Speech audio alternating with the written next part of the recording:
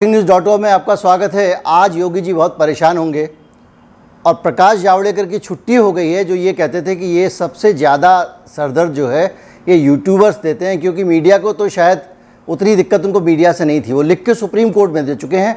उनको लगता था कि मीडिया सब ठीक है, ये जो इंटरनेट है ना ये बवाल कर रहा है, इसको ज़्यादा नियंत्रित करने की ज़रूरत है। ये लिखित में सुप्रीम कोर्ट ऑफ इंडिया से सूचना प्रसारण मंत्रालय ने कहा था। हालांकि जावड़ेकर साहब जा चुके हैं, लेकिन मनी मन योगी जी सोच रहे होंगे कि ये यूट्यूब वाले हैं और ये जो सोशल मीडिया वाले पत्रकार हैं ये वाकई बहुत परेशान करते हैं। आपको याद होगा हमने अपने इसी चैनल पे कुछ ही दिन पहले, लेकिन सबसे पहले इस बात के लिए आवाज़ उठाई थी कि किस तरह योगी सरकार कोरोना की सारी चीज़ों की परवाह किए बगैर लोगों की ज़िंदगी खतरे में डाल रही है। आज हमारी बात सही साबित हुई। सुप्रीम कोर्ट ने स्वतः संज्ञान लिया आप लोगों की मेहनत का। आप लोगों ने जो वातावरण बनाया, माहौल में तरह तरह से वीडियो प्रसारित किए, हमारे वीडियो को जो शेयर किया, उस सब का नतीजा ये आया है कि आज सुप्रीम कोर्ट चनकट्टा जिसको कहते हैं ना, ये एक शब्द है, बुंदेलखंडी में बहुत इस्तेमाल होता है, जो थप्पड़ के लिए इस्तेमाल होता है, लेकिन मुझे ये ज़्यादा इंटरेस्टिंग लगता है इसलिए मैं इसका इस्तेमाल करता हूँ। तो आज सुप्रीम कोर्ट ने योगी सरकार को चनकट्टा दिया है। सुओ मोटो कोई वहाँ गया नहीं था कोर्ट में रिट लगाने के लिए। अपनी तरफ से कोर्ट ने इस मसले को समाज के लिए ज़रूरी समझा और एक थप्पड़ लगाया योगी सरकार को और कहा कि चुप रहिए। पूरा मामला क्या है आपको बताएंगे, कहीं मत जाइए, चैनल को सब्सक्राइब कर लीजिए।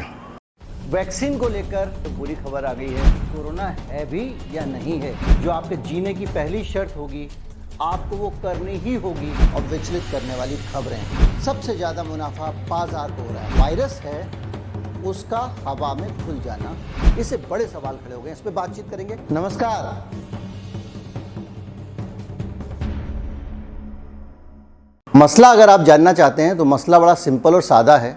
मसला ये है कि उत्तराखंड में जब हरिद्वार में कुंभ हुआ तो बड़ी संख्या में लोगों ने, जो सुपर स्प्रेडर इवेंट बन गया था, देश भर से लोग आए, वहाँ पे एक दूसरे को कोरोना का आदान प्रदान किया और अपनी अपनी जगहों पे लेके गए और बड़ी तेज़ी से ये बीमारी फैल गई थी। और उसके बाद से लगातार ये सावधानी बरती जा रही थी और कहा जा रहा था कि लोग जो है कोरोना फैलाते हैं। और ये जो नई लहर आने वाली है इसको लेकर योगी सरकार लंबे समय से तैयारी कर रही थी और पागल हुए पड़े थे हमारे देश के नेता कि क्या करें। अब तो कुछ हो ही नहीं रहा। लोग समझदारी के साथ में, समझदारी से सोशल डिस्टेंसिंग कर रहे हैं। कुछ मौका ही नहीं मिल रहा है कि कैसे जल्दी से जल्दी बीमारी फैलाई जाए।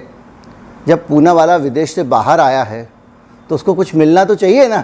तो यही चल रहा था और हमने इस पूरे के पूरे खेल का भांडा फोड़ दिया था। आपको बता दिया था कि किस तरह से उत्तर प्रदेश की सरकार उस समय में एक ऐसा इवेंट कराने में जुटी है जिसमें लोग एक जगह इकट्ठे होंगे और वापस जाएंगे अपने अपने गांव को।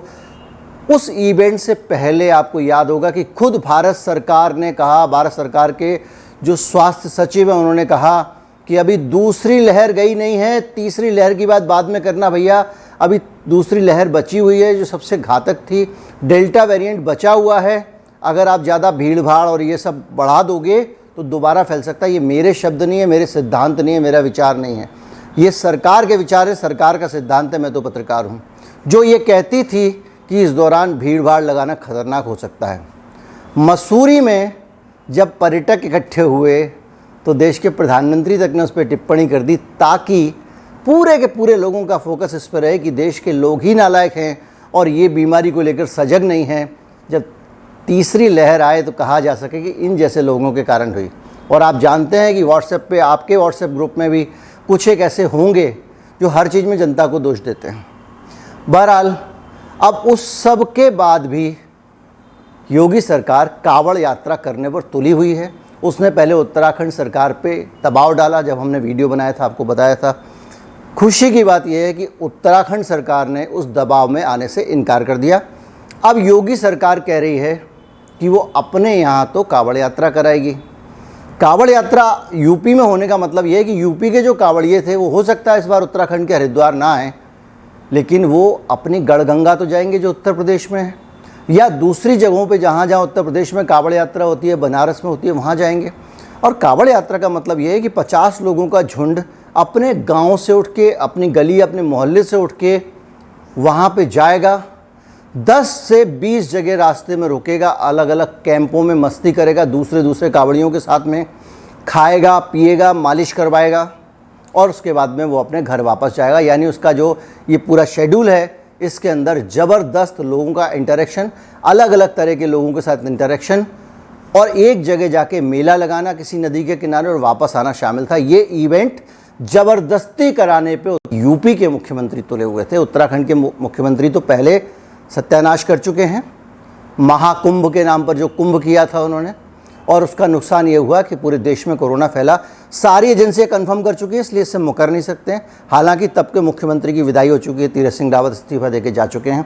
अब जो नए मुख्यमंत्री आए हैं उन्होंने बहरहाल इससे मना कर दिया, क्योंकि थूक कर चाटने की भी एक सीमा होती है। इसी उत्तराखंड सरकार ने सभी स्टेट्स के डीजी को बुलाकर मीटिंग की थी और कहा था कि अब कोरोना वायरस जो है उसके कारण इस बार आप लोगों को अपनी अपनी जगह रोकिए, हरिद्वार में हम नहीं करेंगे कांवड़ मेला। उसके बाद योगी जी उन पे दबाव बनाने में जुटे हुए थे, जिसमें वो नहीं आए और ये फैसला योगी सरकार ने सुना दिया कि कोई करे ना करे कांवड़ यात्रा उत्तर प्रदेश में होगी। अब आप सोचिए, समझ का स्तर समझिए सरकार की। या तो ये निरे बेवकूफ़ हैं या फिर ये बकवास करते हैं कि बीमारी जो है वो फैल जाती है एक दूसरे से मिलने से, और या फिर ये जानबूझ के बीमारी फैलाना चाहते हैं। चौथी कोई बात नहीं हो सकती। आपको राजनीति करनी है, धर्म की राजनीति करनी है, उत्तर प्रदेश में चुनाव लड़ना है। आप बनते हो सरकार में बनो, घर में बैठते हो घर में बैठो, चूल्हे में जाते हो तो चूल्हे में जाओ। कम से कम देश के साथ बदमाशी मत करो।